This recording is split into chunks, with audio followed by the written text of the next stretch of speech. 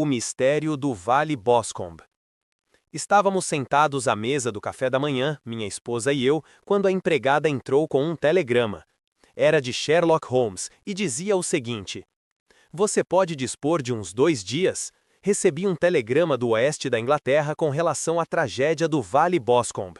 Gostaria que você viesse comigo. Atmosfera e paisagem perfeitas. Saímos de Paddington às 11h15. O que diz, querido? Perguntou minha esposa, olhando para mim. Você vai? Realmente não sei o que dizer. Tenho uma lista bastante longa no momento. Ora, Anstrutter pode substituir você. Você tem andado um pouco abatido ultimamente. Acho que essa viagem vai lhe fazer bem, e você sempre se interessa tanto pelos casos do Sr. Sherlock Holmes. Seria a ingratidão da minha parte se não me interessasse, principalmente considerando o que ganhei em um deles, respondi. Mas se vou, preciso fazer as malas imediatamente, pois só tenho meia hora. Minha experiência da vida em acampamento no Afeganistão tinha pelo menos me tornado um viajante diligente e rápido. Minhas necessidades eram poucas e simples, e em menos de meia hora eu estava dentro de um carro de aluguel com minha valise, sacolejando a caminho da estação de Paddington. Sherlock Holmes andava de um lado para outro na plataforma. Sua figura alta e magra ficava ainda mais alongada pelo comprido casacão cinzento e o boné justo do mesmo tecido. É realmente muita bondade sua ter vindo, Watson, disse ao me ver. Faz uma grande diferença para mim ter ao meu lado alguém em quem posso confiar totalmente. A ajuda local é sempre incompetente ou então cheia de preconceitos. Por que você não vai pegar os lugares enquanto eu compro as passagens? Estávamos sozinhos no carro, acompanhados somente por uma pilha imensa de jornais que Holmes trouxera. Ocupou-se com eles, remexendo e lendo, com intervalos para anotações e meditação, até que passamos a estação de Reading. Então, enrolou-os em uma bola gigantesca e atirou-os no porta-bagagem. Ouviu falar nesse caso? Nem uma palavra. Há dias que não vejo um jornal. A imprensa londrina não tem publicado muita coisa a respeito. Acabei de ler os jornais mais recentes a fim de me familiarizar com os detalhes. Pelo que li, parece ser um desses casos simples que são tão incrivelmente difíceis. Isso parece um tanto paradoxal, mas é bastante verdadeiro. A originalidade é quase sempre uma chave. Quanto mais comum e sem características específicas for o crime, mais difícil será esclarecê-lo. Mas neste caso, já elaboraram um processo bastante sério contra o filho do homem assassinado. Então é um caso de assassinato? Bem, é o que se deduz. Não vou presumir nada até ter a oportunidade de examinar tudo pessoalmente. Vou explicar-lhe a situação, até onde eu sei, em poucas palavras. O Vale Boscombe é uma região rural, não muito longe de Ross, em Herefordshire. O maior proprietário de terras nessa área é o Sr. John Turner, que fez fortuna na Austrália e voltou a seu país natal há alguns anos. Uma das fazendas de sua propriedade, Hatterley, foi arrendada ao Sr. Charles McCarthy, que também era um ex-australiano. Os dois se conheceram nas colônias, e era natural que, quando se estabelecessem, procurassem ficar o mais perto possível um do outro. Aparentemente, Turner era o mais rico dos dois, de modo que McCarthy tornou-se seu arrendatário. Mas parece que continuaram em termos de perfeita igualdade, já que frequentemente estavam juntos. McCarthy tinha um filho, um rapaz de 18 anos, e Turner tinha uma filha única da mesma idade, mas nenhum dos dois tinha mulher viva. Pelo que se sabe, evitavam a companhia das famílias inglesas vizinhas e viviam mais ou menos reclusos, embora os dois McCarthy gostavam muito de esportes e fossem frequentemente vistos nas corridas realizadas na vizinhança. McCarthy tinha 2 empregados, um homem e uma moça. Turner tinha uma casa cheia, pelo menos meia dúzia de empregados. Isso foi tudo o que consegui saber sobre as famílias. Agora vamos aos fatos. No dia 3 de junho, isto é, na segunda-feira passada, McCarthy saiu de casa em Hatherley por volta das 15 horas e foi a pé até o Lago Boscombe, um pequeno lago formado pelo alargamento do rio que atravessa o Vale Boscombe. Estivera aquela manhã em Ross com seu empregado e dissera a ele que precisava se apressar porque tinha um encontro importante às 15 horas. Não voltou vivo desse encontro. Da casa da fazenda em Hatherley até o Lago Boscombe, a distância de quase meio quilômetro, e 2 pessoas o viram quando percorria esse caminho. Uma delas foi uma velha, cujo nome não é mencionado, e a outra foi William Crowder, um guarda florestal que trabalha para o Sr. Turner. As duas testemunhas disseram em seus depoimentos que o Sr. McCarthy estava sozinho. O guarda florestal acrescentou que, poucos minutos depois de ver o Sr. McCarthy passar, viu seu filho, o Sr. James McCarthy, indo na mesma direção, com uma arma debaixo do braço. Acredita que o pai estava perfeitamente visível na ocasião e achou então que o filho o seguia. Não pensou mais no assunto até a noite, quando ouviu falar da tragédia. Os dois McCarthy foram vistos depois que William Crowder, o guarda florestal, os perdeu de vista. O lago Boscombe é rodeado de bosques densos, com apenas uma estreita faixa de grama e juncos nas bordas. Uma moça de 14 anos, Patience Moran, filha do vigia da grande propriedade Vale Boscombe, estava no bosque colhendo flores. Ela afirma que quando estava lá, viu, na margem do bosque e perto do lago, o Sr. McCarthy e o filho, e parecia que estavam tendo uma briga violenta. Ouviu o Sr. McCarthy, o velho, usar palavrões e viu o filho levantar a mão como se fosse bater no pai. Horrorizada com a cena violenta, fugiu correndo e, quando chegou a casa, contou à mãe que vira os dois McCarthy brigando perto do lago Boscombe e que estava medo que fossem se atracar.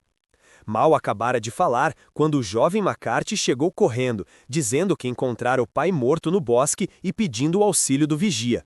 Estava muito excitado, sem arma e sem chapéu, e a mão direita e a manga estavam manchadas com sangue fresco. Ao segui-lo, encontraram o corpo do pai estirado na grama à margem do lago. A cabeça fora amassada por pancadas repetidas de alguma arma pesada e rombuda. Os ferimentos poderiam ter sido feitos com o cabo da espingarda do filho, que foi encontrada na grama, a alguns passos do corpo. Nessas circunstâncias, o rapaz foi imediatamente preso e, como um veredicto de assassinato intencional, foi o resultado do inquérito judicial na terça-feira. Na quarta-feira, ele foi levado perante o juiz em Ross, que encaminhou o caso para a próxima sessão do Tribunal Superior a ser realizada no condado. Esses são os fatos principais do caso, da maneira como foram apresentados perante o magistrado e na delegacia de polícia. É difícil imaginar um caso mais perfeito de culpa, comentei. Todas as provas circunstanciais apontam para o criminoso. Provas circunstanciais são extremamente espinhosas, respondeu Holmes, pensativo. Podem parecer apontar diretamente para uma coisa, mas se você mudar ligeiramente seu próprio ponto de vista, talvez as encontre apontando da mesma maneira direta para alguma coisa completamente diferente. Devo dizer, entretanto, que a situação do rapaz é bastante grave e é muito possível que ele seja realmente culpado. Mas há várias pessoas na vizinhança, entre elas a senhora Turner, filha do proprietário vizinho, que acreditam em sua inocência e que contrataram Lestrade, de quem você talvez se lembre, com relação para trabalhar em favor dele no caso. Lestrade, que ficou bastante intrigado, passou o caso para mim, e é por isso que dois cavalheiros de meia-idade estão agora voando para o oeste a 80 km por hora em vez de estarem em casa digerindo o café da manhã. Receio, comentei, que os fatos sejam tão óbvios que você não conseguirá obter muitos méritos com esse caso. Não há nada mais enganador que um fato óbvio, ele respondeu rindo. Além do mais, podemos descobrir por acaso outros fatos óbvios que não tenham sido, de modo algum, óbvios para o Sr. Lestrade. Você me conhece bem demais para pensar que estou me gabando quando afirmo que confirmarei ou destruirei sua teoria por meios que ele é totalmente incapaz de usar ou mesmo de compreender. Para dar o primeiro exemplo, percebo claramente que a janela de seu quarto fica do lado direito e me pergunto se o Sr. Lestrade perceberia até mesmo uma coisa tão evidente quanto essa. Mas como? Meu caro amigo, conheço você muito bem. Sei da precisão militar que o caracteriza. Você se barbeia todos os dias, e nessa estação do ano, barbeia-se à luz do sol. Mas como o resultado é cada vez mais incompleto à medida que nos aproximarmos do lado esquerdo, chegando a ser relaxado ao ultrapassar o ângulo do queixo, é evidente que o lado esquerdo não é tão bem iluminado quanto o outro. Não posso imaginar que um homem com seus hábitos meticulosos olhe-se em uma luz uniforme e sinta-se satisfeito com o resultado. Cito isso somente como um exemplo trivial de capacidade de observação e dedução. Aí está o meu, e é possível que seja útil na investigação que vamos enfrentar. Há um ou dois pontos secundários que surgiram no inquérito e que vale a pena considerar. Quais são eles? Parece que a prisão não ocorreu imediatamente, mas só depois do retorno à fazenda Hatterley. Quando o inspetor de polícia o informou que estava preso, ele observou que não estava espantado de ouvir isso, que não era mais do que merecia. Essa sua observação, naturalmente, eliminou qualquer sombra de dúvida que poderia ter permanecido na mente dos jurados. Foi uma confissão, exclamei. Não, porque foi seguida de um protesto de inocência. Mas vindo logo após uma série tão comprometedora de acontecimentos, era no mínimo uma observação muito suspeita. Pelo contrário, disse Holmes, é a brecha mais promissora que consigo ver no momento nessas nuvens tão escuras. Por mais inocente que fosse, não podia ser tão idiota a ponto de não perceber que as circunstâncias eram totalmente contra ele. Se tivesse mostrado espanto quando foi preso ou fingido estar indignado, eu consideraria isso bastante suspeito, porque essa surpresa ou a ira não seriam nada naturais nessa situação, mas poderiam parecer a melhor política para um homem ardiloso. O fato de ter aceitado francamente a situação indica que é inocente, ou então é um homem de grande autocontrole e firmeza. Quanto à sua observação sobre o fato de merecer, é muito natural, se você levar em conta que ele se viu ao lado do corpo do pai, e não há dúvida de que naquele mesmo dia ele esquecera seus deveres filiais a ponto de trocar palavras pesadas com o pai e até, de acordo com o testemunho da menina, que é tão importante, erguer a mão como se fosse bater nele. A autoacusação e o remorso contidos nessa observação me parecem sintomas de uma mente sadia e não de uma mente culpada. Sacudi a cabeça. Muitos homens foram enforcados com muito menos provas, observei. Sim, foram, e muitos homens foram enforcados por equívoco. O que diz sobre tudo isso? Nada que encorajem muito os que querem auxiliá-lo, embora um ou dois pontos mencionados sejam sugestivos. Estão aqui e você pode ver por si mesmo. Tirou do bolo de jornais um exemplar do jornal local, virou as páginas e apontou para um parágrafo no qual o infeliz rapaz dera a sua versão do que acontecera. Acomodei-me no canto do carro e li com toda a atenção. Dizia o seguinte: Vejo, eu disse, olhando a coluna até o fim, que o magistrado, em suas observações finais, foi muito severo com o jovem McCarthy. Chama a atenção, e com razão, para a discrepância de seu pai ter feito sinal para ele antes de vê-lo e também para sua recusa em dar detalhes da conversa que tiveram e o relato singular das últimas palavras do pai. Tudo isso, como ele observa, é muito desfavorável ao filho. Holmes riu baixinho consigo mesmo e esparramou-se no assento acolchoado. Tanto você quanto o magistrado, disse, fizeram muita força para destacar os pontos que são justamente mais favoráveis ao rapaz. Não vê que você está, alternadamente, lhe dando crédito por ter imaginação de mais e de menos? De menos, se não pôde inventar uma causa para a briga que o tornasse simpático ao júri. Demais, se arrancou de seu inconsciente uma coisa tão absurda quanto uma referência a um rato de um homem às portas da morte e o incidente do pano cinzento desaparecido.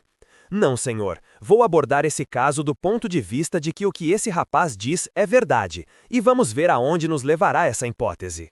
E agora, aqui está meu Petrarca de bolso, e nem mais uma palavra sobre esse assunto até chegarmos ao cenário da ação. Almoçaremos em Swindon e vejo que chegaremos lá dentro de 20 minutos. Eram quase 16 horas quando finalmente, após passarmos pelo lindo Vale Stroud e pelo largo e reluzente Severn, chegamos à pequena e graciosa cidade campestre de Ross. Um homem magro, parecendo uma fuinha, com ar astucioso e furtivo, nos esperava na plataforma. Apesar do guarda-pó marrom claro e das perneiras de couro que usava em deferência ao ambiente rústico, não tive dificuldade em reconhecer Lestrade da Scotland Yard. Fomos com ele para o Hereford Arms, onde havia um quarto reservado para nós. Mandei vir um carro, disse Lestrade, quando sentamos para tomar chá. Conheço sua natureza enérgica e sabia que não ficaria satisfeito enquanto não visitasse a cena do crime. Foi muita bondade sua, disse Holmes. É simplesmente uma questão de pressão barométrica. Lestrade ficou espantado. Não entendi, disse. Como está o barômetro? 29, estou vendo. Nenhum vento, nenhuma nuvem no céu. Tenho uma cigarreira cheia que precisa ser fumada e o sofá é muito superior às coisas abomináveis que geralmente se encontram em hotéis campestres. Não acho provável que eu vá usar o carro hoje. Lestrade riu com indulgência. Você, sem dúvida, já tirou suas conclusões do que leu nos jornais, disse. O caso é absolutamente simples, e quanto mais se sabe, mais claro ele fica. No entanto, não se pode dizer não a uma dama, especialmente uma tão decidida. Ela ouviu falar de você e queria sua opinião, embora eu dissesse repetidamente a ela que não havia nada que você pudesse fazer que eu já não tivesse feito. Ora, benza-me Deus, é a carruagem dela que está chegando. Mal acabara de falar, quando irrompeu no quarto uma das moças mais lindas que eu já vira em toda a minha vida. Os olhos violeta brilhavam, os lábios estavam entreabertos e as faces coradas. Qualquer vestígio de reserva natural fora esquecido em sua extrema preocupação e excitação. "Oh, Sr. Sherlock Holmes!" exclamou, olhando de um para o outro e, finalmente, com a rápida intuição feminina, fixando os olhos em meu companheiro. "Estou tão contente que o senhor tenha vindo. Eu vim até aqui para lhe dizer isso. Sei que James não cometeu esse crime, tenho certeza, e quero que o senhor comece seu trabalho sabendo isso também. Nunca tenha dúvidas a esse respeito. Nós nos conhecemos desde que éramos crianças e conheço todos os seus defeitos melhor que qualquer outra pessoa, mas ele é bondoso demais para machucar até uma mosca. Essa acusação é absurda para quem o conhece." "Espero poder inocentá-lo, Sr. Turner", disse Sherlock Holmes. "Pode ter certeza de que farei tudo o que estiver ao meu alcance." "Mas o senhor leu os depoimentos? Chegou a alguma conclusão? Encontrou alguma saída, alguma falha? O senhor não acha que ela é inocente?" "Acho que é muito provável." "Então", exclamou, jogando a cabeça para trás e olhando desafiadoramente para Lestrade. "Ouviu o que ele disse? Ele me dá esperanças." Lestrade encolheu os ombros. "Receio que meu colega tenha sido um pouco precipitado ao tirar suas conclusões." "Mas ele está certo! Oh, sei que está certo! James nunca fez isso. E quanto à briga com o pai, tenho certeza de que ele não respondeu às perguntas do magistrado porque eu estava envolvida." "Como?" perguntou Holmes. "Não é hora de esconder coisa alguma. James e seu pai tinham muitas discussões a meu respeito. O Sr. MacArthur estava ansioso para que nos casássemos. James e eu sempre nos amamos como irmãos, mas ele é muito jovem, evidentemente, e não conhece a vida. Bem, ele ainda não queria fazer uma coisa dessas. Então havia muitas brigas, e essa, tenho certeza, foi uma delas." "E seu pai?" perguntou Holmes. "Ele era a favor dessa união?" "Não, ele também era contra, só o Sr. MacArthur era a favor." Seu rosto ficou ruborizado quando Holmes lançou-lhe um de seus olhares penetrantes. "Muito obrigado por essa informação", disse. "Poderia falar com seu pai se fosse vê-lo amanhã? Acho que o médico não vai permitir." "O médico? O senhor não sabia? Pobre de meu pai. Há muitos anos que não é muito forte, e isso o deixou arrasado. Está de cama, e o Dr. Willows diz que está muito mal, que o sistema nervoso está aos pedaços. O Sr. MacArthur era o único homem vivo que havia conhecido meu pai nos velhos tempos, em Vitória." "Ah, em Vitória! Isso é muito importante." "Sim, nas minas." "Exatamente. Nas minas de ouro, onde, pelo que sei, o Sr. Turner fez sua fortuna." "Sim, isso mesmo." "Obrigado, senhorita Turner. A senhora me ajudou muito. O senhor me dirá se tiver alguma novidade amanhã. Sem dúvida irá à prisão para ver James. Oh, se for, Sr. Holmes, por favor, diga-lhe que sei que é inocente." "Certo, senhorita Turner. Tenho de ir para casa agora, porque meu pai está muito doente e sente falta de mim quando saio. Até logo, e que Deus o ajude em sua missão." Saiu apressadamente do quarto, de modo tão impulsivo quanto havia entrado, e ouvimos as rodas de sua carruagem se afastando na rua. "Estou envergonhado de você, Holmes", disse Lestrade com dignidade depois de alguns minutos de silêncio. "Por que alimentar esperanças que inevitavelmente você terá de frustrar? Não sou o mais piedoso dos homens, mas acho isso cruel." "Acho que vejo a maneira de inocentar James McCarthy", disse Holmes. "Tem permissão para visitá-lo na cadeia?" "Sim, mas só para mim e para você." "Então vou reconsiderar minha decisão de não sair. Ainda temos tempo de tomar um trem para Haverford e vê-lo hoje à noite?" "De sobra." "Então vamos fazer isso. Watson, sinto muito, você vai achar isso muito monótono, mas só vou demorar umas 2 horas." Fui até a estação com eles e depois fiquei andando pelas ruas da cidadezinha, voltando finalmente ao hotel, onde me estendi no sofá e tentei me interessar por um romance barato. Mas o enredo da história era tão fraco em comparação com o profundo mistério com o qual estávamos envolvidos, que minha atenção se desviava constantemente da ficção para os fatos.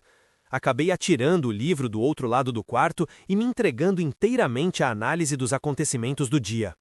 Supondo que a história contada por esse pobre rapaz fosse a pura verdade, então que coisa diabólica, que calamidade totalmente inesperada e extraordinária poderia ter ocorrido entre a hora em que se separou do pai e o momento em que, atendendo a seu grito, voltou correndo para o bosque. Devia ter sido algo terrível e fatal. O que poderia ser? Será que a natureza das feridas não poderia sugerir algo a meus instintos médicos? Toquei a campainha e pedi o jornal semanal do condado, que continha um relato literal do inquérito. O médico legista testemunhara que o terço posterior do osso parietal esquerdo e a metade esquerda do osso occipital haviam sido despedaçados por um golpe forte de uma arma rombuda. Marquei a área em minha própria cabeça. Evidentemente, esse golpe tinha de ser desfechado por trás. Isso era, de certo modo, favorável ao acusado, pois quando fora visto brigando com o pai, os dois estavam se encarando. Mas não valia grande coisa, pois o homem mais velho poderia ter se virado antes de receber o golpe. No entanto, valia a pena chamar a atenção de Holmes para esse detalhe. Havia, além disso, a referência ao rato logo antes de morrer. O que poderia significar isso? Não podia ser delírio. Um homem que está morrendo de um golpe repentino em geral não fica delirante. Não, era mais provável que fosse uma tentativa de explicar o que acontecera. Mas o que poderia indicar? Quebrei a cabeça tentando encontrar uma solução plausível. E depois o incidente do tecido cinzento, visto pelo jovem McCarthy. Se isso fosse verdade, o assassino devia ter deixado cair parte de seu vestuário, possivelmente o casaco, ao fugir, e teria tido a coragem de voltar e pegá-lo no momento em que o filho estava ajoelhado, virado de costas, a menos de 10 metros. Que trama de mistérios e coisas improváveis era tudo isso? Não estava surpreso com a opinião de Lestrade, mas tinha tanta fé na percepção de Sherlock Holmes que não conseguia perder a esperança enquanto cada fato novo parecia reforçar a sua convicção da inocência do jovem McCarthy. Já era tarde quando Sherlock Holmes voltou. Chegou sozinho, porque Lestrade estava instalado na cidade. "O barômetro está muito alto", comentou, sentando-se. "É importante que não chova antes de podermos examinar o chão. Por outro lado, um homem deve estar se sentindo muito bem e pronto para esse tipo de trabalho, e eu não gostaria de fazê-lo quando estou me sentindo cansado pela longa viagem." Vi o jovem McCarthy. E que foi que ele disse de novo? Nada. Não pode esclarecer nada? Nada. Cheguei a pensar que ele sabia quem era o culpado e o estava protegendo, ele ou ela, mas agora estou convencido de que está tão perplexo quanto todos nós. Não é um rapaz muito esperto, embora bonito e, eu acho, de bom coração. Não posso admirar seu gosto, comentei, se é verdade que ele não queria se casar com uma jovem tão encantadora quanto a senhora Turner. Ah, aí está uma história bastante dolorosa. Esse rapaz a ama loucamente, apaixonadamente, mas há uns 2 anos, quando ainda era muito jovem e antes de conhecê-la bem, pois ela passara 5 anos longe em um internato, o pobre idiota caiu nas garras de uma garçonete de um bar em Bristol e casou-se com ela perante um juiz.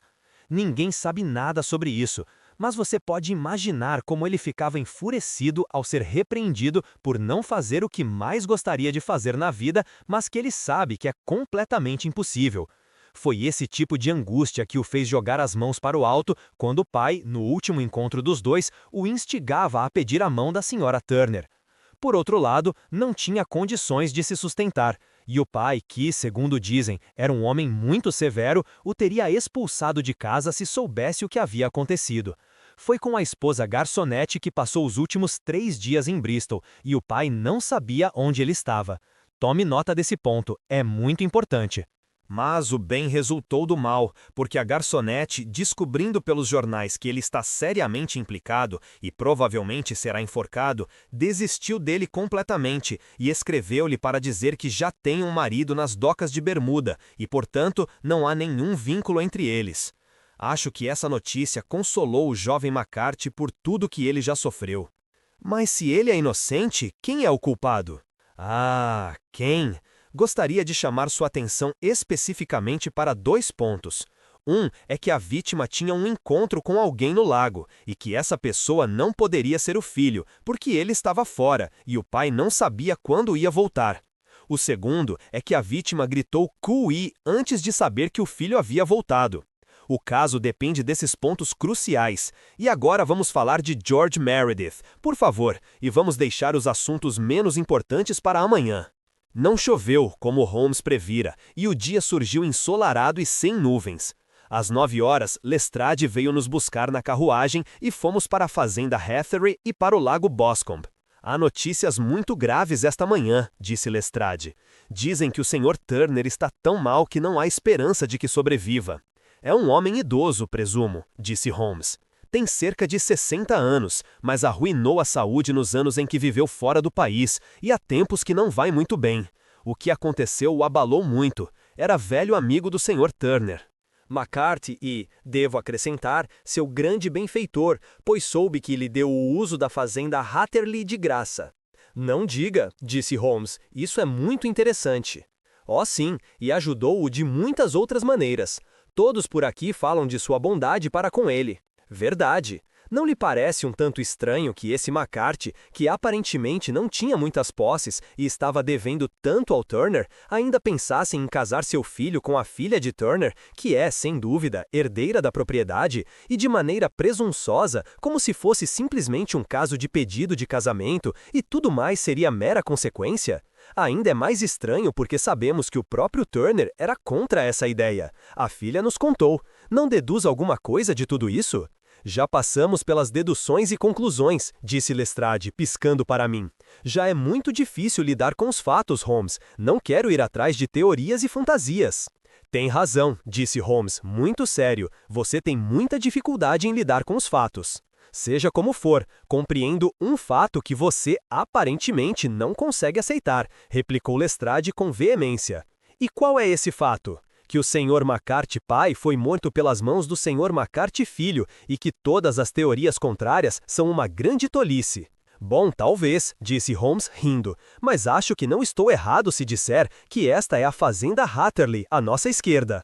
Era uma construção ampla, de aspecto confortável, de 2 andares, com telhado de ardósia e grandes manchas de musgo nas paredes cinzentas.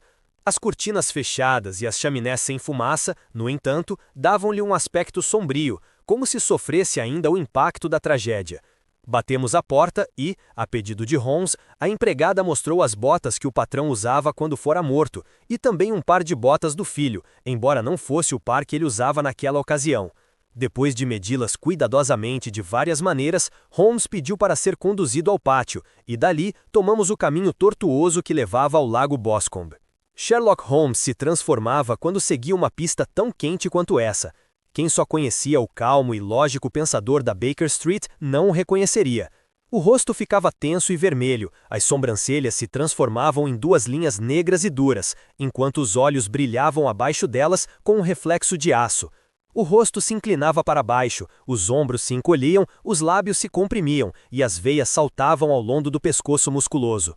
As narinas pareciam dilatar-se com a ânsia do animal pela caça, e a mente se concentrava tanto no assunto diante dele que ficava surda a qualquer comentário ou observação que fosse feita, ou, no máximo, respondia com um grunhido impaciente. Rápida e silenciosamente, ele seguiu o caminho que percorria o prado e, através do bosque, ia até o lago Boscombe.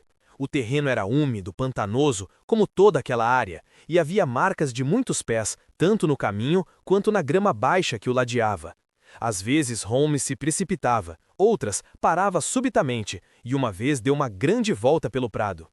Lestrade e eu andávamos atrás dele, o detetive indiferente e cheio de desprezo, enquanto eu olhava meu amigo com interesse nascido da convicção de que todas as suas atitudes eram dirigidas a um fim específico. O lago Boscombe, que é um pequeno lençol d'água de uns 50 metros de diâmetro, está situado no limite entre a fazenda Hatherley e o parque particular do rico Sr. Turner. Acima do bosque, na margem oposta, podíamos ver os picos vermelhos que indicavam o local da mansão do grande proprietário. Do lado Hatherley do lago, o bosque crescia muito denso e havia uma faixa de grama encharcada de 20 passos de largura entre a orla das árvores e os juncos que margeavam o lago. Lestrade nos mostrou o lugar exato onde o corpo fora encontrado, e na verdade o chão estava tão úmido que pude ver claramente as marcas feitas pela queda do homem assassinado. Holmes, pelo que pude perceber do rosto animado e dos olhos atentos, estava vendo muitas outras coisas na grama pisada. Andou em volta, como um cão seguindo uma pista, e depois virou-se para meu companheiro. "Por que entrou no lago?" perguntou. "Usei um ancinho para revolver o fundo. Pensei que poderia haver alguma arma, mas como foi que... Oh, não importa agora, não tenho tempo." Seu pé esquerdo, inclinado para dentro, está por toda parte. Qualquer um poderia segui-lo, e ali ele desaparece entre os juncos. Oh, como teria sido simples se eu tivesse estado aqui antes de virem todos, como uma manada de búfalos, e pisoteassem tudo. Foi aqui que o grupo com o vigia veio e cobriram todas as pistas em volta do corpo. Mas aqui há 3 pistas separadas dos mesmos pés. Tirou a lente do bolso e se estendeu no chão para ver melhor, falando o tempo todo mais para si mesmo do que para nós. Aqui estão os pés do jovem McCarthy.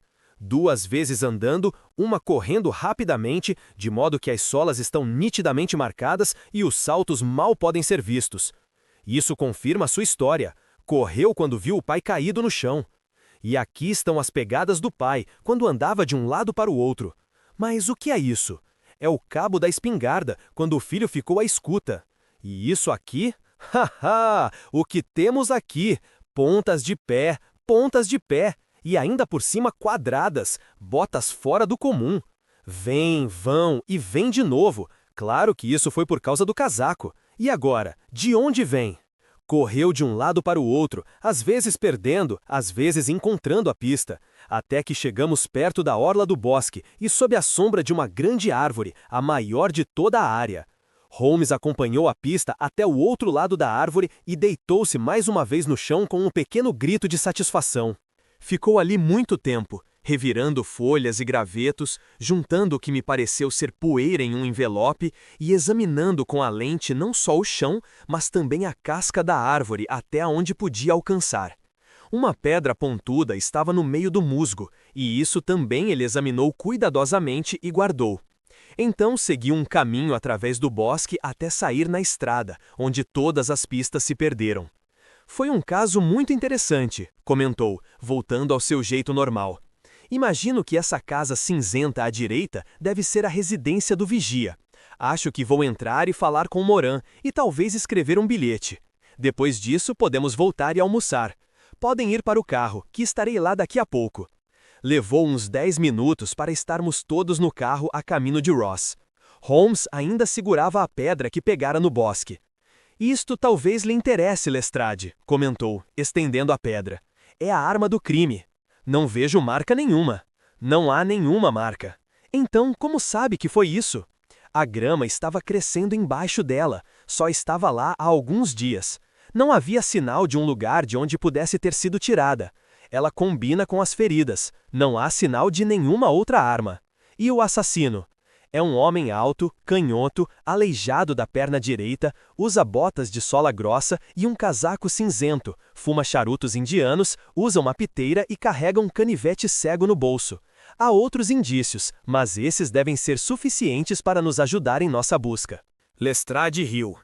"Acho que eu continuo descrente", disse. "Teorias são muito interessantes, mas temos de lidar com um júri britânico de cabeça dura. Você deve trabalhar de acordo com os seus métodos, que eu trabalharei de acordo com os meus.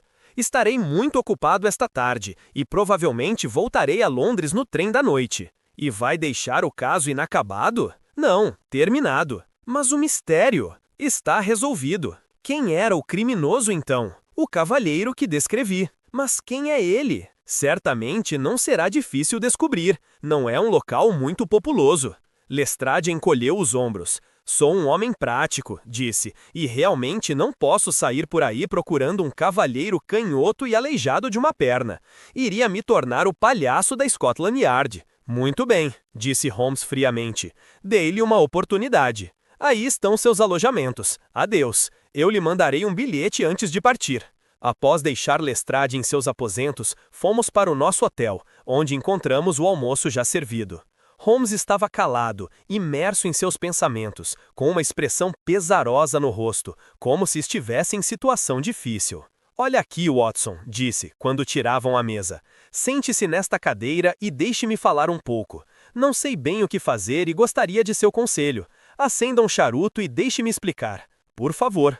Bem, analisando este caso, há duas coisas na narrativa do jovem McCarthy que chamaram nossa atenção imediatamente, embora me impressionassem a favor dele e a você contra ele. Uma era o fato de que o pai, de acordo com seu relato, gritou "Cué" antes de vê-lo. A outra foi a estranha referência, ao morrer, a um rato. Murmurou várias palavras, você entende, mas foi só isso que o filho captou. Nossa pesquisa deve começar desses dois pontos, e vamos partir do princípio de que o rapaz está dizendo a verdade. E quanto ao grito de Cué? É claro que não podia ser para o filho. Este, pelo que sabia, estava em Bristol. Foi por mero acaso que o ouviu. O Cué era para atrair a atenção da pessoa com quem tinha o encontro. Mas Cué é uma exclamação tipicamente australiana, usada entre australianos. Pode-se presumir que a pessoa com quem McCarthy esperava se encontrar no Lago Boscombe é alguém que tinha estado na Austrália. E o rato, então? Sherlock Holmes tirou um pedaço de papel dobrado do bolso e esticou-o sobre a mesa. "Isto aqui é um mapa da colônia de Victoria", disse. "Telegrafei para Bristol ontem à noite para obtê-lo." Cobriu parte do mapa. "O que você lê aqui?" perguntou. "Ararat", li no mapa. "E agora?" perguntou, tirando a mão. "Ballarat." Exatamente. Foi essa a palavra que o homem disse, e o filho só captou as duas últimas sílabas. Ele estava tentando pronunciar o nome de seu assassino, fulano de tal de Ballarat. "É fantástico!" exclamei. "É óbvio." Então, como vê, eu consegui diminuir muito o número de alternativas. A posse de uma vestimenta cinzenta era o terceiro ponto que, se acreditarmos piamente na declaração do filho, seria essencial. Saímos de uma área indefinida para uma concepção definida de um australiano de Ballarat com um casaco cinzento. Excelente! E alguém muito familiarizado com a área, porque só se pode chegar ao lago atravessando uma das duas propriedades, onde não é permitida a entrada de estranhos. Exatamente! Então vem a nossa expedição de hoje. Examinando o terreno, consegui aqueles pequenos detalhes da personalidade do criminoso que dei àquele imbecil Lestrade. Mas como os conseguiu? Conhece meus métodos. É apenas uma questão de observar os mínimos detalhes. Sei que pode calcular a altura aproximada de um homem pelo tamanho de seus passos. Também pode dizer algo sobre as botas baseando-se nas pegadas. Sim, eram botas muito peculiares. Mas e a perna aleijada? A marca do pé direito era sempre menos nítida que a do esquerdo. Apoiava-se menos nele. Por quê? Porque mancava, era aleijado. E como descobriu que era canhoto? Você mesmo ficou impressionado com a natureza dos ferimentos relatados pelo médico no inquérito. O golpe foi desferido por trás e foi no lado esquerdo. Como isso poderia acontecer a menos que o assassino fosse canhoto? Ele se escondera atrás daquela árvore durante o encontro do pai com o filho. Chegou até a fumar ali. Encontrei a cinza de um charuto, que meu conhecimento especial de cinzas de tabaco me informou ser de um charuto indiano. Você sabe que dediquei bastante atenção a esse assunto. Cheguei até a escrever uma pequena monografia sobre as cinzas de 140 espécies diferentes de cachimbos, charutos e cigarros. Tendo encontrado a cinza, olhei em volta e descobri a ponta do charuto no meio do musgo, onde ele o havia atirado. Era um charuto indiano, do tipo que é feito em Roterdã. E a piteira? Pude ver que a ponta não tinha estado em sua boca. Portanto, usaram uma piteira. A ponta havia sido cortada, não com os dentes, e o corte não era uniforme, então deduzi que usaram um canivete cego. Holmes, disse, você armou uma rede em torno desse homem, da qual ele não poderá escapar, e salvou uma vida humana como se tivesse cortado a corda que iria enforcá-lo. Estou vendo a direção para a qual tudo isso está apontando. O culpado é... O senhor John Turner, anunciou o garçom do hotel, abrindo a porta de nossa sala e fazendo entrar o visitante. O homem que entrou era uma figura estranha e impressionante. O andar, lento e manco, e os ombros encurvados davam uma aparência de decrepitude, mas as feições duras e rudes, profundamente enrugadas, e braços e pernas enormes mostravam que possuía considerável força física e de caráter. A barba emaranhada, os cabelos grisalhos e as espessas sobrancelhas se combinavam para lhe dar um ar de dignidade e poder, mas o rosto era a cor de um branco acinzentado, e os lábios e asas das narinas tinham uma tonalidade azulada. Vi logo que sofria de uma doença crônica e fatal. "Por favor, sente-se no sofá", disse Holmes delicadamente. "Recebeu meu bilhete?" "Sim, o vigia levou em minha casa. Disse que queria me ver aqui para evitar um escândalo. Achei que haveria comentário se eu fosse à sua casa." "E por que queria me ver?" Olhou para meu companheiro com desespero nos olhos cansados, como se a pergunta já tivesse sido respondida. Disse Holmes, respondendo ao olhar e não às palavras. "É isso mesmo. Sei tudo sobre McCarthy." O velho escondeu o rosto nas mãos. "Deus me ajude!" exclamou. "Mas eu não ia deixar que nada de mal acontecesse com o rapaz. Dou-lhe minha palavra que contaria tudo se o resultado fosse contra ele no tribunal." "Fico contente de ouvi-lo dizer isso", afirmou Holmes gravemente. "Teria falado agora, se não fosse minha querida filha. Cortaria seu coração. Ela vai ficar com o coração partido quando souber que fui preso." "Talvez não chegue a isso", disse Holmes. "O quê?" "Não sou um investigador oficial. Sei que foi sua filha que impediu minha presença aqui e estou agindo em seu interesse, mas é preciso libertar o jovem McCarthy." "Sou um homem condenado", disse o velho Turner. "Há muitos anos sofro de diabetes. Meu médico diz que é pouco provável que eu viva mais um mês, mas prefiro morrer debaixo de meu teto a morrer na prisão."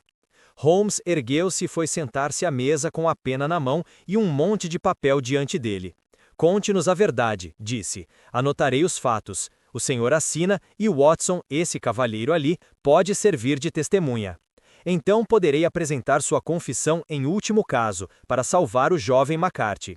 Prometo-lhe que não a usarei a menos que seja absolutamente necessário." "Tanto faz", disse o velho. "Não se sabe se viverei até o dia marcado para o tribunal, de modo que não importa para mim. Mas gostaria de poupar Alice desse choque. Agora vou esclarecer tudo. Levou muito tempo para acontecer, mas não levará muito para contar. Você não conheceu o morto, esse McCarthy. Era um verdadeiro demônio, eu que o diga. Que Deus o livre das garras de um homem como aquele. Vem me chantageando nos últimos 20 anos e destruiu minha vida. Vou contar primeiro como foi que caí em suas mãos. Foi no início dos anos 60, nas Minas. Eu era jovem naquela época, de sangue quente e muito ousado, pronto a me meter em qualquer coisa. Meti-me com más companhias, comecei a beber, não tive sorte com minha concessão de mineração, corri para o mato e, em resumo, tornei-me o que aqui se chamaria de assaltante de estrada. Éramos 6 e vivíamos uma vida desregrada e selvagem, assaltando uma estação de vez em quando ou fazendo parar as carroças a caminho das minas. O nome que eu usava então era Black Jack de Ballarat, e o nosso grupo ainda é conhecido na colônia como a Gangue de Ballarat. Um dia, um comboio de ouro ia de Ballarat para Melbourne. Ficamos de tocaia e o atacamos. Havia 6 guardas, e nós éramos 6, por isso a luta foi renhida, mas esvaziamos 4 celas com os primeiros tiros. Entretanto, morreram 3 dos nossos antes que conseguíssemos pegar o ouro. Encostei a pistola na cabeça do cocheiro, que era esse tal de McCarthy. Deveria tê-lo matado naquela hora, por Deus, mas poupei-o, embora visse seus olhinhos maldosos fixos em meu rosto, como se quisesse decorar cada feição. Fugimos com o ouro, ficamos ricos e acabamos voltando para a Inglaterra sem que suspeitassem de nós. Aí separei-me de meus velhos companheiros e resolvi viver uma vida tranquila e respeitável. Comprei esta propriedade, que por acaso estava à venda, e preparei-me para fazer algum bem com esse dinheiro, para compensar a maneira como o havia ganho. Casei-me também, e embora minha mulher tenha morrido muito jovem, deixou-me a minha querida Alice. Mesmo quando ainda era muito pequena, sua mãozinha parecia me levar pelo caminho do bem, como nenhuma outra coisa jamais fizera em toda a minha vida. Em resumo, comecei vida nova e fiz o possível para compensar o passado. Tudo estava indo muito bem quando McCarthy pôs as mãos em cima de mim. Eu tinha ido à cidade para resolver um problema de investimento e encontrei McCarthy na Regent Street tão esfarrapado que estava quase nu. Aqui estamos, Jack, ele disse, pondo a mão no meu braço. Vamos ser como parte de sua família. Somos dois, meu filho e eu, e você pode tomar conta de nós. Se não, a Inglaterra é um país maravilhoso, todo mundo respeita muito as leis e há sempre um policial por perto. Bem, lá vieram eles para o oeste, e não havia maneira de me livrar deles. E aqui eles têm vivido todo esse tempo, em minhas terras, sem pagar um tostão. Não tive mais descanso, não tive mais paz, não conseguia esquecer. Para onde quer que me virasse, lá estava sua cara astuta, rindo de mim.